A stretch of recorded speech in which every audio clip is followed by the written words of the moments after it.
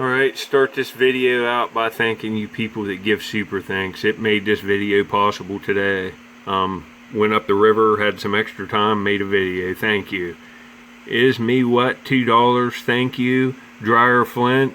Thanks, man. And Kathy Cease, I don't even know what to say. Thank you so much. $100.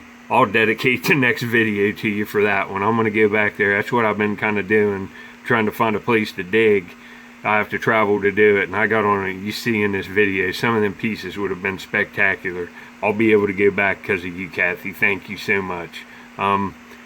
Bates Country, I think I already thanked you, but I'll thank you again on this one. $10, you know, $10 gets me to that place, so thank you. And KDR 74 tube, $24.99, thank you. And Stardust, thank you. Dean Libby, thank you. Drew Greer, you guys all made videos possible before. Meteorite, 3 weeks ago, thanks, man. Dryer Flynn again. Sampler Mom, thank you so much. I appreciate this so much. Doug C. And speaking of Doug, I'm gonna have to go see Doug at the antique store. He's been closed. Sherry, thank you. All you people, thank you so much. Enjoy the video. I'm gonna go up here farther and down the other side of the river and all around, row around, get some exercise, and try to find some ancient Native American artifacts. So when I'm gonna sift the whole time. You see there's not much shore here. I sift in the water. You can watch my other videos for techniques on how I do it. I go into depth in a lot of them. There's a lot of videos on too. If you plan on watching them all, it's going to take you years. It's going to take you years. I got a bunch of content on. Enjoy it. Right here, this isn't even, you know, it's that deep. And behind me, I can push myself out another, you know, see, it's all, there's big mud flats here. So what happens when the water's down out to here, which it will be? These mud flats will be exposed. How are you supposed to sift? How's the bank supposed to get eroded and there'll be something up in here to land? You have, one real important thing with the river is getting a feel for the river, being a riverman. Once you're out every day for months, and you know, then it gets into years, you understand what's going on with the erosion, how it's occurring, and I can't really teach that to you. You just have to be out and you have to watch it.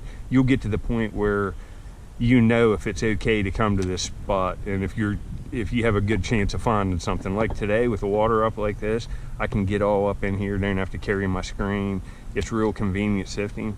I have a pretty good chance of finding something, I feel. If the water was way down or up higher, maybe not so good. If it were, you know, it could be up another foot here, which would ruin things. It's just perfect, kind of. So you have to be aware of that. Like, I could come here today, have a real good day, find 4 arrowheads here today. You could come next week, the water's sucked out, and not have trouble even finding flint here. That's how this can go. Being on the right area at the right time, getting in the right layers where it's easy sifting, that's sometimes what you need. Any place with a high bank on the river like this place, this bank here is about 8 foot tall from the base clay up to the top. It's a little ridge above the river where the waters come up, getting cut in half. There was campments all through here. It's just what's washing out of the bank and laying where at the time. And today I'm gonna go up in here and look, so we'll see what I get. Let me get these pieces out of my pocket here. I'm out on the river, I'm looking for ancient Native American artifacts. And what I do, I come along, there's a high bank in here behind this grown up stuff. The water's kind of up today, so the water's right up into it, so it makes the sifting easy. And I'll put some tips on how you watch the water at the end of this. And on this place, if I would have come when the water's down farther, I wouldn't be able to find this stuff. It's because I'm over here, up in this little cove right here, and that blue barrel's holding some stuff in there, so I'm digging around it, and I do a test screen, and I get this tip. Looks amazing, whatever that was. It looks like Flint Ridge. There's a flake of Flint Ridge, and here is a base to another Flint Ridge point. It looks like a real nice burt and maybe a light side notch thing, and a flake. Well, 2 screens after that, I'm right down in here sifting a pile of rock. You can see cracked up fired rock, and there's a point in here, and it looks pretty decent. It's right here. I'd say it's some kind of Burton. That base really isn't. A lot of these have that snap base like this. That might be a complete point. It's pretty nice. See, it's made well. See, the other notch is there. And a lot of these points are just made off like a spall. And that's like where it flipped off the core. And that just became the base. That ain't bad. It's an Arrowhead dart point that's, you know, middle archaic, 6,000 years old. That's decent. You know, this point probably isn't broke. You can see it would have done the trick. It's just, it's an Arrowhead dart thing with an Arrowhead. And a lot of these, like I said, the stem is just terminates with the piece. It was just flaked off that way, and then this was worked, and that just became the base. That's gonna look nice in the frame. I'll show you the frame at the end and look at some of the other stuff. That's a good spot, and I just found it today. Don't know what else is there. We'll see. Too bad it's gonna rain here, but it's gonna clear off, so I'll go back. Well, this would have been something spectacular. That's translucent Carter Cave from Kentucky. It's an old break right there. And this might be a dovetail or something. See that bevel down that? See it right there? Real nice beveling. Real nice material. You can even see the bevel here. It's like the tip off I'd say a dovetail, like a broad base. Well, here's this other little base. It's real translucent material, but see, it's got that an impurity in it there, right there, and that's where it popped apart probably. But it's like a mid-archaic late side notch, like a Burton. It would have looked something just like that, a little Arrowhead dart point, just about like that. Just the top pieces break off. Well, that's 1, 2, 3. There's a base. I just found this of a blade that would have been real nice. Nice teardrop shaped blade. It could even be a base off a knife or something bigger and nicer. Here's that little knife base I found. That's a little blade that's broken in half. But I found all of this stuff plus that point in less than 2 hours. And you know, just think if all this stuff would have been whole. And it usually is. There was points and stuff laying there all around me. Alright, this is kind of a model to show you why that blue barrel held these artifacts around it.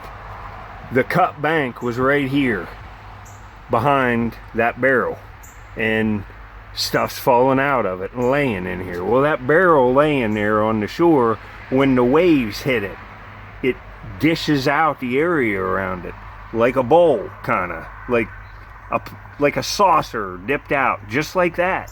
And all the base clay around it, you know, it can be ununiform. There might be some cracks, but all of that stuff that's getting moved around settles down in around that. That's why them points and all of that stuff was right there around that. That's why. Later. Found that arrowhead. I just scooped some stuff in here and a rock went on there. See it?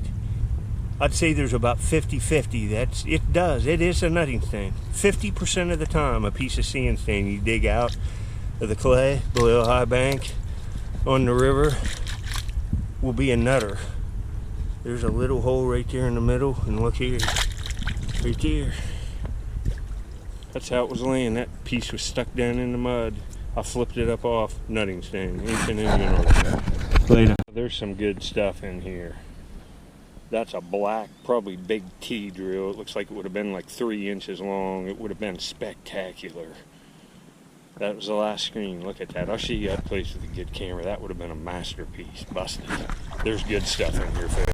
Well, here's that little drill section. See, broke on both ends. It's just the middle out of a drill. Probably a T drill. That's too bad. But that shows what's there. There's going to be some good stuff come out of there. Well, this stinks. I knew it was going to rain, but I was hoping it didn't. Look at that storm coming. I got to go. There's lightning and stuff. I mean, this is a good spot. I've been here right around 2 hours. Like 5 breaks and that whole point. This is a good spot. I'll be able to make videos here for months, so I'll come back. Sorry, but I got to cut it short. We'll go check on Squirrel Man. Man, I'm just making it back in time. Look at the wind blowing. I had to row like a mile Well, not quite a mile, 3/4 a mile into the wind. I just made it. Well, this is all stuff off that same stretch of river that recently. Look how much that drill's changed colors. It was way darker than that. It's really lightening up from being stained in that river muck. But that point looks nice. I need one more little piece to get in there and maybe a couple other little tools. This is pretty nice looking stuff. See, there's another Burton like point there. Maybe older, I don't know. We'll see what comes out of there. This is cool. This is my last few finds here. Yeah, I'm home from the river. And look at the pile of pecans and walnuts my old buddy got here. Look here. That's what he wanted. Old spoil boy. Look here, folks. Look what I gotta come home and deal with. The big man. Well, I hope you enjoyed. I'm gonna take him outside before it thunderstorms. Look at him cleaning himself. What a good boy. Here, folks. It's the Squirrel Master. You getting cleaned up after your meal?